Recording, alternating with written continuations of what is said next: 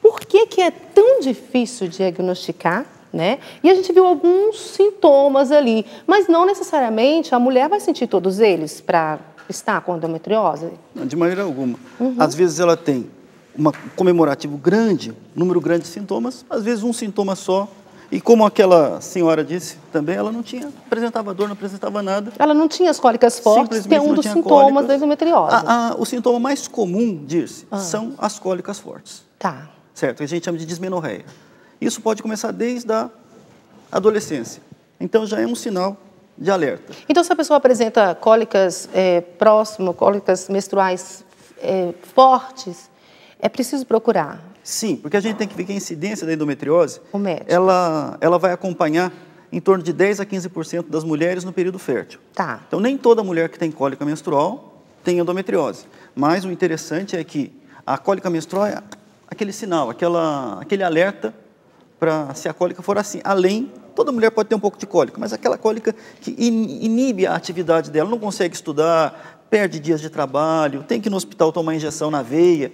Essa cólica, realmente, essa tem que ser investigada. Junto com um sintoma clássico, que é a dor à relação sexual. Ah, é outro sinal também interessante. É outro sintoma, né? A dor é um sintoma. E é bastante associado também à infertilidade. São vários os sintomas aqui. Tá. Agora, por que é difícil diagnosticar? A doença não era uma doença tão conhecida. Certo? Como eu disse no início, talvez do século passado, no início do século passado, nossas avós e bisavós não tivessem tempo para ter endometriose. Então, é uma doença que começou a incidir muito mais a partir da metade do século XX. Ou seja, que se foi descobrindo muito mais a endometriose. Embora as primeiras descrições da doença tenham acontecido em 1880. E 1929, 27 foi um dos marcos aí com Sampson. Mas isso só a partir da metade do século XX é que se começou a ter a associação desses sintomas todos com a presença da endometriose. Que a endometriose, como foi dito no vídeo pelo Frederico, um grande amigo nosso lá de Brasília, ele é a colocação do tecido de endométrio, aquele tecido que sai junto, para você entender, o que sai junto da menstruação daquele sangue é o endométrio. Endo é dentro, é o tecido que forra o útero por dentro e que vai preparando o útero da mulher para quê? Para que possa haver o implante do embrião. Como não aconteceu a gestação, aquilo descama e sai. Só que ele também, uma das teorias, né, que são aceitas, que ele sangra pela tuba, sangra pela trompa. E esse sangue cai na cavidade. 85%, 90% das mulheres conseguem fazer a limpeza desse sangue, retirar esse sangue dali. 10 a 15% não conseguem. E ele implanta dentro da barriga, faz um implante, e aquilo vai crescendo. Só que quando menstrua tem uma reação de inflamação, mas é uma reação normal, por isso dá um pouco de cólica. Mas quando essa reação de inflamação está lá dentro da barriga, que a gente chama de um foco ectópico, isso começa a gerar muita dor. E esse foco ele pode ficar superficial, certo? Mas também ele pode aprofundar e dar aquela endometriose, que são chamadas endometrioses profundas. Essas sim, estão ligadas com muito mais sintomas, podem acometer outros órgãos, como bexiga, como os ureteres, fechando o uretere e causando até hidronefrose, que seria a dilatação do rim com perda de função renal, se não tratado. Ela pode acometer o intestino, ela vai em direção ao intestino e começa a constringir, a fechar a luz do intestino, levando a um quadro de suboclusão. A pessoa não consegue mais, ou menos de oclusão intestinal, não consegue evacuar, é um quadro que a gente chama de abdômen agudo. Por isso, é muito importante que se faça o diagnóstico mais precoce. A quem recorrer? O ginecologista? Ao ginecologista. Tá. Ou seja, hoje o ginecologista está muito mais capacitado do que há anos atrás de fazer o diagnóstico da endometriose. Eu comentava antes aqui, em off, que os trabalhos, foi publicado um trabalho brasileiro, lá do nosso grupo, lá do HC, do professor Sérgio Podgaek, mostrando que o tempo médio que se leva no Brasil para se diagnosticar endometriose são 7 anos e meio. Nossa! Certo, mas eu estava num congresso nos Estados Unidos Bastante tempo. Eles mostraram o seguinte, que nos Estados Unidos eram 8 anos. Ou seja, nós não temos diferença entre os americanos, né, e os brasileiros no diagnóstico da doença. Por quê? Chega com um pouco de cólica, trata, não é nada. Chega, e então ela passa no médico, passa no outro, até que alguém esteja... Será que é endometriose? Agora, então não existe um médico especializado. É o ginecologista mesmo que vai conseguir diagnosticar. Alguns médicos hoje, certo? A gente até brinca que existem especialidades e existem hoje uma sociedade de doenças, que o pessoal brinca que é a sociedade de endometriose. Nós temos uma sociedade mundial e uma associação aqui no Brasil, a SBE, que cuida de endometriose. Então, alguns médicos que são ligados especificamente a isso, nós não somos considerados especialistas em endometriose, que endometriose é uma doença, não uma especialidade. Okay. Mas nós temos um contato mais íntimo com essa doença, certo? E acabamos tendo maior facilidade no tratamento, no diagnóstico e no tratamento. A gente tem algumas imagens aí que você trouxe para dar uma olhadinha em casa, para você entender melhor. Para mostrar o que é a doença. Tá certo. Vamos mostrar para o pessoal de casa entender melhor do que a gente está falando? Vamos lá. Deixa eu olhar o vídeo aqui. Porque daí... Pode mostrar? Isso. Aí a gente está vendo as imagens. Vai falando para a gente, Djalma. Aquilo ali é um endometrioma, essa parte de baixo, ou seja, é um ovário acometido pela endometriose. Aqui, durante uma cirurgia, ali em cima é o útero. Veja como o útero está bem menor em relação à endometriose. E aquela seria uma cápsula. Aqui é o intestino.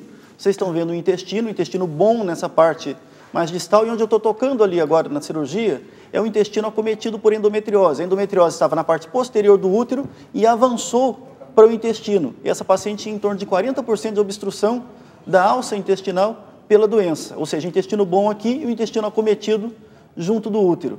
E é uma cirurgia onde ele está voltando. É o começo que vocês... que está rodando. Ali é o útero em cima e o endometrioma aqui. Esse líquido achocolatado que sai é o que a gente chama de líquido de chocolate, que é característico da endometriose ovariana. Ok?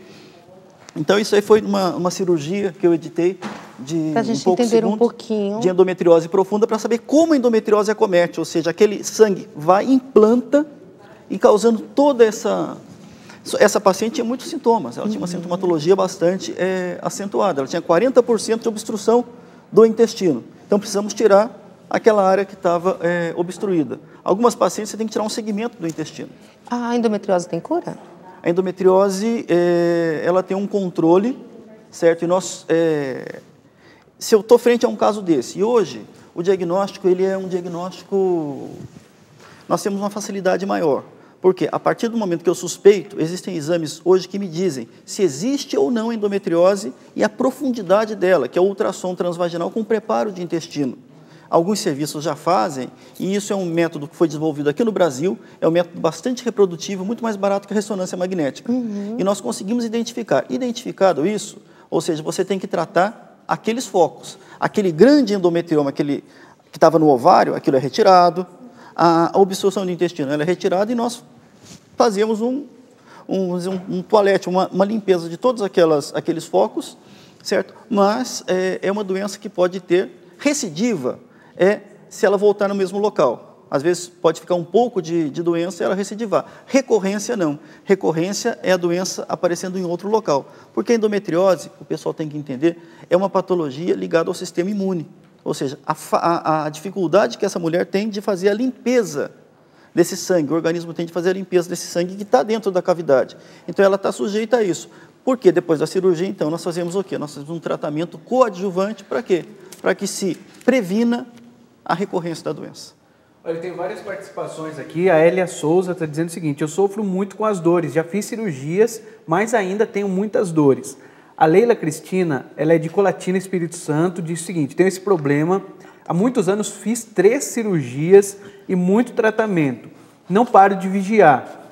Agora o que me resta é esperar a bênção do Senhor para que eu possa realizar o desejo dela e do esposo dela da adoção, mas que é um processo que está ainda muito demorado. No caso, não puderam ter filhos, optaram pela adoção.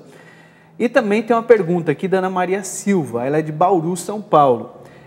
Diz o seguinte, que o médico diagnosticou e indicou anticoncepcionais, mas ela não se sente à vontade. Aí ela quer saber, há outras formas de tratamento sem uso de anticoncepcionais? Bom, Leila, né? Ana Maria Silva, de Bauru. Ana Maria. Antes de responder a pergunta da Ana Maria, eu queria me ater... A Leila é a que fez 3 cirurgias. Eu queria me ater na primeira colocação sua, é o seguinte, as dores. Porque na endometriose existem dores que a gente chama que são da endometriose, mas existem dores que acompanham a endometriose e que não são especificamente da endometriose. É a Elia Souza, que Certo, sofre a muito, Elia, já fez porque a cirurgias. gente diz que a dor da endometriose é uma dor visceral, que atinge o útero, que atinge as vísceras, mas também existe uma dor não visceral, que a gente chama de dor miofacial, que pode acompanhar a endometriose, cujo diagnóstico é um pouco diferente e o tratamento também é diferente. 60% das mulheres, em média, que têm endometriose, tem dor miofacial associada. Então, trata-se endometriose, mas tem que se tratar outra dor também, porque não é dor da endometriose. Olha, legal, então isso aí, Souza, essa indicação. isso aí tem que ter uma atenção. E o último questionamento, ou seja, o contraceptivo hormonal oral, ele é uma dos meios que eu tenho para tratar, certo? Que a endometriose. Eu posso usar o contraceptivo combinado, pode-se usar o contraceptivo isolado, só de progesterona. Então, ele é uma das ferramentas, certo? Que nós temos para tratar clinicamente. É uma boa ferramenta? Sim, é uma boa ferramenta. Aí ele é usado como uma terapia. Por quê? Porque a endometriose ela é hormônio dependente. Se eu consigo bloquear, certo, o estímulo hormonal, certo, com o anticoncepcional de dosagem baixa, a gente consegue bloquear não bloquear a doença, mas você consegue bloquear a sintomatologia da doença. Porque antigamente pensávamos, vamos dar o anticoncepcional e vamos tratar a doença. Não, a doença não é tratada com anticoncepcional. Tanto que foi publicado um estudo em Harvard, há uns 3 anos atrás, mostrando que as meninas que tomavam anticoncepcional, elas não tinham sintoma, mas quando diagnosticavam endometriose, foi da professora Stensey, quando diagnosticava a endometriose era mais grave do que as que não tomavam o anticoncepcional. Então, isso tem que ser levado em conta também, porque nenhuma dessas medicações, hoje, exceto uma que está entrando no mercado há pouco tempo, que é o Dienogest, elas não têm a capacidade de tratar em si a endometriose, tratam os sintomas, a dor relacionada à endometriose. Agora, quais são as causas, né? A gente viu aí falando, o que causa a endometriose? Meu Deus. O estresse, por exemplo, né? É difícil a mas gente algumas dizer das causas. uma causa para a endometriose. Eu estudo a evolução da doença. Eu estou desenvolvendo um estudo para a minha tese, é isso, é tentar descobrir como a doença se comporta. Está precisando da resposta, né? A gente busca, no mundo inteiro se busca essa resposta. Dirce, ninguém tem ainda. Agora, mas o estresse, por exemplo, pode causar? Nós temos vários mecanismos. Um deles, o que eu acredito, é um mecanismo imunológico. Ou seja, é a falta da capacidade dessa mulher de conseguir fazer essa limpeza desse sangue. Então, existe uma causa imunológica. Existem fatores inflamatórios que vão afetar ali, vão ajudar a aumentar os vasos, aumenta nervo também, por isso que dói, ela tem proliferação neural. Então, é enigmática a doença. Agora, existem causas externas que, vamos dizer, que vão colaborar. Como eu disse no início, menstruar muito, o estresse, poluentes ambientais, dioxinas, eles já existem trabalhos que estão relacionados a isso. A tese de um colega lá do HC, de doutorado dele, do Dr. Luiz, foi estresse oxidativo, ou seja, os radicais livres, ajudando a provocar endometriose. Então, isso é múltiplo. É porque se fala também que as mulheres que menstruam mais cedo pode ter, mas não tem nada assim certo, né? Pode ser, mas... O que acontece é o seguinte, quanto mais essa mulher menstruar, maior chance ela teria de ter endometriose. Quem menstrua tarde, faz menopausa cedo, vai ter menos chance. Quem menstrua cedo e faz menopausa tarde, estaria exposta mais aos ciclos menstruais, ao estrogênio, e teria uma chance maior de apresentar a doença. E somente se, imunologicamente, aí é uma opinião um tanto quanto minha, imunologicamente, ela estiver predisposta à doença, porque eu creio que a doença, a base mesmo são mecanismos imunológicos que nós ainda não conhecemos. Ok. O pessoal fala de estresse e tudo mais, pode acontecer também, não? O estresse, sim. Na verdade, o estresse vai levar o quê? Vai levar a determinadas exposições, vai levar ao aumento de radicais livres, que, como eu disse para você, foi o motivo de uma tese mostrando isso. Então, tá certo. A gente tem aqui algumas informações disso, daqui a pouco tem mais perguntas também, tem uma pergunta da Noemi, de Picos, no Piauí, que a gente vai fazer daqui a pouquinho, mas temos algumas informações que mostram para a gente, olha, que 10 a 15% das mulheres em idade reprodutiva são afetadas pela endometriose. Uma informação, pode passar essa aí, vamos ver o que mais? 30% dos casos de infertilidade estão relacionados à endometriose, um número alto isso. Pode passar para a próxima. E 50% das meninas que têm cólicas muito fortes podem ter endometriose, mas a gente viu que tem casos também que a pessoa não tem cólica forte, né? E fatores de risco, né? Você colocou, sua pergunta também, predisposição genética, estresse, gravidez tardia e ansiedade. E prevenção também, tem algumas dicas de prevenção: alimentação equilibrada, sono saudável, exercícios físicos. A gente fez essa pesquisa aí, doutor, o senhor concorda com tudo isso? Concordo, claro que concordo. Só queria colocar uma coisa: 30% dos casos de infertilidade estão associados à endometriose. Ok, do total de casos de infertilidade. A endometriose em si, quem tem endometriose, principalmente endometriose profunda, até 50% a 60% delas podem ter infertilidade. Então, tem que se fazer bem a distinção disso. Porque pode parecer, quem tem endometriose, 30% não tem infertilidade. Não, é em média 50%. Mas isso corresponde a aproximadamente 30% do global dos casos de infertilidade, levando em conta as outras causas. Certo. Agora tem a perguntinha aqui da Noemi Júlia, ela é de Picos, no Piauí. Ela diz o seguinte: eu sentia muitas dores e acho que foi isso, a endometriose, ela acha que fez ela entrar na menopausa. Por isso não tive filhos e aos 34 anos já fiquei sem minhas regras. Fiz tratamento, mas não resolveu nada. Hoje tenho 47 anos, não tomo remédio nenhum, mas vou procurar um médico para começar um tratamento. Duas coisas a gente tem que colocar aqui. Não existe evidência nenhuma na literatura que endometriose provoque a menopausa, porque a menopausa é a falta da produção hormonal pelo ovário. E a endometriose, na verdade, ela é hormônio dependente. Então, são patologias assim bem distintas. A menopausa, ela cura a endometriose, ou seja, para de produzir hormônio. A endometriose, ela se alimenta de hormônio. Ela precisa de estrogênio para se alimentar, para poder crescer. Se não produz estrogênio pelo ovário, na menopausa, o que acontece? Ela morre de fome. Então, a endometriose regride. Então, essas cólicas não levaram, não há evidência nenhuma na literatura que essas cólicas tenham levado à menopausa precoce. Tem mais uma perguntinha aqui da Lúcia Antunes, de Buri, São Paulo. Ela diz o seguinte: fiz acompanhamento com um médico que dizia que era especialista por muitos anos. Aí ela foi a São Paulo fazer outros tratamentos e percebeu que a endometriose dela estava bem avançada e ela diz comprometendo o intestino. Aí ela diz, pergunta dela, o que pode ter dificultado tanto esse diagnóstico? É o que eu falei, a endometriose, às vezes, no nosso país, demora em média 7 anos e meio a ser diagnosticada. Hoje, nós não podemos ser considerados especialistas em endometriose, porque não existe isso no foco da Associação Médica Brasileira. Mas existem médicos, como eu, estou ligado ao setor de endometriose do Hospital das Clínicas da Universidade de São Paulo. Então, lá é onde vai tudo quanto é coisa de endometriose, vai para lá. Então, a gente tem um certo traquejo maior para o diagnóstico e tratamento. Mas e como estava, no caso que ela diz, tão avançado e comprometendo já o intestino... Então, o que eu mostrei naquele vídeo, parte das pacientes que nós recebemos, ou seja, ela já vem com comprometimento de intestino. A agressividade da doença, ela depende do hospedeiro, depende da pessoa. Ou seja, se imunologicamente, é o que eu disse, ela tiver mais tendência, menos resistência, essa doença vai ser mais agressiva. Então, a agressividade da doença em si não tem muito a ver com... Assim, demorei 10 anos. Pessoas demoram 10 anos e não tem absolutamente nada. Outras pessoas demoram 2, 3 anos e já tem um comprometimento maior. É o que eu disse também, que foi o motivo da professora Stensen, que disse, tomava anticoncepcional e viram que aquelas meninas tinham endometriose mais incidente, mais forte, mais avançada do que as que não tomavam. Por quê? Porque procuravam antes, tinham sintomas antes. Ok.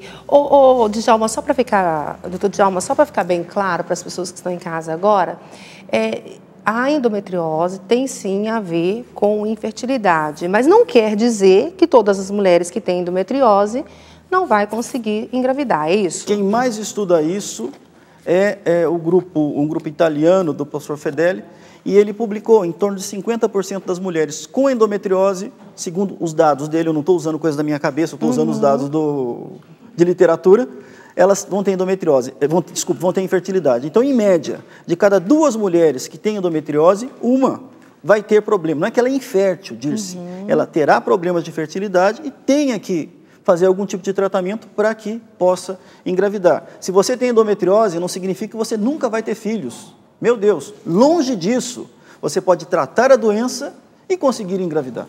Tá certo. Só para tirar aí, vai que a pessoa tem endometriose e ela já fica preocupada, meu Deus, então não vou poder ter um filho, não é nada disso. Procura aí o especialista, vá, né, fazer o diagnóstico certinho para você ver como é que anda a sua situação, tá bom?